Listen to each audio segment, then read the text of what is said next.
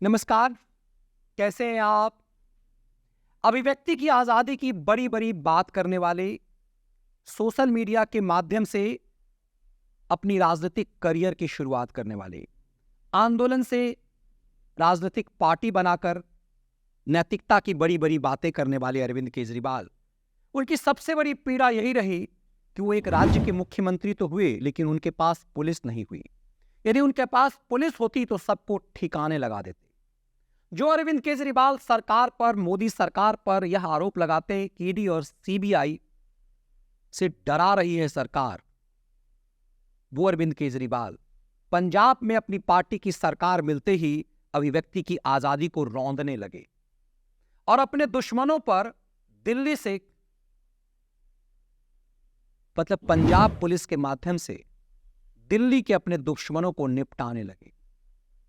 इस क्रम में वो ऐसी ऐसी हरकतें करने लगे कि बेपर्द होने लगे। वैसे केजरीवाल तर्क ये गढ़ते हैं कि सरकार चाहे तो किसी को भी फंसा दे, लेकिन एक सामान्य यूट्यूबर कोई बड़ा पत्रकार नहीं है।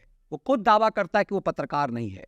रचित कौशिक ने केजरीवाल के बेटे का एक सच बताया, उसका वीडियो वायरल होने लगा। रचित, जैसा मैं कह रहा हूं कि बार बार वो कभी दावा नहीं करते कि वो पत्रकार हैं। रचित आमतौर पे कटाक्षपूर्ण वीडियो बनाते हैं, मिमिक्री कई बार उनकी लगती है वो वीडियो, लेकिन वो कटाक्ष करके सच बताते हैं। उन्होंने अरविंद केजरीवाल के बेटे की सिंप्लिसिटी और उनके बिजनेस का सच बताया कि पापा की सरकार में पावर का कैसा दुरुपयोग वो कर रहे हैं। ये सच ठीक वैसा ही दिखने लगा जैसे पी चिदम्बरम के बेटे ने बाप के वित्त मंत्री रहते मनी लॉन्ड्रिंग का खेल किया और विदेशी धन का कैसे दुरुपयोग किया जाता है, वो सच सीबीआई और ईडी के माध्यम से सामने आया। तो चिदम्बरम भी जेल गए और चिदम्बरम के बेटे कार्ति चिदम्बरम भी जेल गए। बाप के पावर का दुरुपयोग आमतौर पे होता रहा है, लेकिन केजरीवाल तो बड़ी बड़ी बातें करते थे, नैतिकता की बड़ी बड़ी बातें, परिवारवाद के खिलाफ, भ्रष्टाचार के खिलाफ। चिदम्बरम जेल क्यों नहीं जा रहा, सोनिया गांधी को जेल क्यों। आपको केजरी के कई वीडियो याद होंगे, कितना सुनाया जाए, लेकिन एक आध देखिए कि कैसे वो नैतिकता की बड़ी बड़ी बातें करते थे कि जी इनको क्यों नहीं जेल भेजा गया। अब उसी केजरीवाल के बेटे का सच ऋतिक कौशिक ने दिखाया। एक छोटा सा वीडियो है, देखिए। पापा तो कोई और ही लड़का था, अपने से 2 साइज बड़ी सस्ती सी शर्ट पहना हुआ पुलकित केजरीवाल। फोटो में पैर दिख नहीं रहे, लेकिन आई एम डैम श्योर सरजी की तरह चप्पल ही पहनकर आया होगा। अगर आप सोच रहे हैं कि स्टूडेंट ही तो है, चाहे आईआईटी दिल्ली में ही क्यों ना पढ़ता हो, तो आपको बता दें कि पूत के पांव तो पालने में ही दिख जाते हैं। वो आईआईटी पूरी करने से पहले ही 10 लाख रुपए महीना कमाता है। कैसे? केजरीवाल का शीश महल याद है, जिसमें 80 लाख के पर्दे लगे हैं? उसी में जिम वाली 4 ट्रेडमिल मशीनें भी लगी हैं। 15,000 से लेकर 15 लाख तक की ट्रेडमिल आपको अमेजन पर मिल जाएगी, लेकिन उससे कमाई तो होती नहीं। तो सरजी ने ट्रेडमिल किराए पर लेने की सोची। 4 ट्रेडमिल का 1 महीने का किराया सोचो कितना होगा? 5,000, 10,000, 15,000? जी नहीं, 10 लाख। ये 10 लाख रुपए महीने का किराया दिल्ली सरकार देती है, और ये ट्रेडमिल है एक कंपनी की जिसके मालिक हैं पुलकित केजरीवाल। घर बैठे अपने ही घर में ट्रेडमिल किराए पर दो और 10 लाख रुपए महीना कमाओ, क्योंकि ईमानदार सरकार। लेकिन कभी घमंड नहीं किया, शर्ट आज भी 2 साइज बड़ी ही पहनी। इस वीडियो के बाद तिलमिला गई केजरीवाल मंडली और ढूंढने लगी ऋतिक कौशिक के पुराने रिकॉर्ड कुछ। उसके बाद कुछ ऐसे तथ्य मिले कि आम आदमी पार्टी का दावा है कि उसके ऊपर एफआईआर था, वारंट था, कि उसने एक गलत बयानी किसी वीडियो में दिया था। ये सच अब तक सामने नहीं आ रहा, लेकिन रचित कौशिक को उठा ली पंजाब पुलिस जब एक शादी समारोह में वो गए थे। पत्नी गिड़गिड़ाती रही, लेकिन उसे खींच कर ले गई। वो कौन सा क्रिमिनल था, कितना बड़ा अपराधी था, जो केजरीवाल खुद 5-5 वारंट पर पेश नहीं होता है, वो एक युवा पत्रकार को ऐसे उठाकर ले गई जैसे वो बड़ा क्रिमिनल हो। कमाल की बात यह है कि मेन स्ट्रीम मीडिया को इससे कोई मतलब नहीं। अब सच देखिए, इतना बड़ा बड़ा झूठ पत्रकारों की मंडली दिखाता है, लेकिन उस झूठ पर कभी कुछ नहीं आता। ऐसे नैरेटिव रवीश कुमार से लेकर तमाम लोग गढ़ते हैं देश के गृह मंत्री के खिलाफ। दिल्ली दंगा में तो रवीश कुमार ने एक शाहरुख खान जैसे दंगाई को अनुराग मिश्र बना दिया। ना जाने कई बार ऐसे नैरेटिव गढ़े गए और उसके बाद छाती तान करके फिर भी ये लोग षड्यंत्र करते हैं, उन पे कार्रवाई नहीं होती।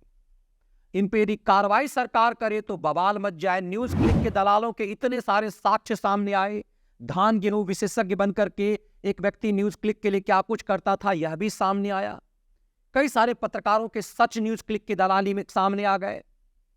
इसके बावजूद सरकार उनके गर्दन नहीं पकड़ पाई, उन्हें गिरफ्तार अब तक नहीं किया जा सका है। यदि गिरफ्तार हो जाए तो बवाल मच जाए। लेकिन रचित कौशिक की गिरफ्तारी हुई, पंजाब पुलिस उसे अदालत में पेश कर गई। उनका तर्क यह है कि अदालत ने रिमांड दे दिया है, लेकिन इस पर कोई सवाल नहीं उठ रहा।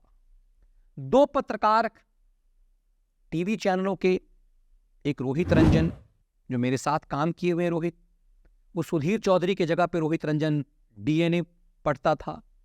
रोहित की एक खबर पे छत्तीसगढ़ पुलिस उसे उठाने नोएडा आ गई थी, लेकिन जब तक यूपी पुलिस को पता चला, बचा लिया गया रोहित रंजन को।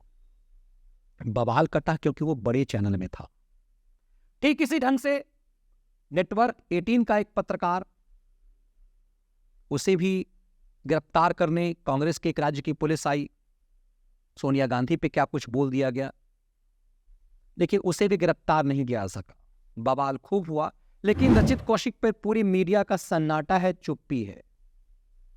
एक सामान्य यूट्यूबर होने के कारण यह चौंकाता है और यह सच दिखाता है कि जो केजरीवाल 5-5 वारंट पर पेश नहीं होते, वो केजरीवाल किसी ऐसे यूट्यूबर को जो उनके बेटे का सच बताया, उनके पावर के दुरुपयोग का सच बताया, तो उसे उठाकर जेल में डाल दिया गया।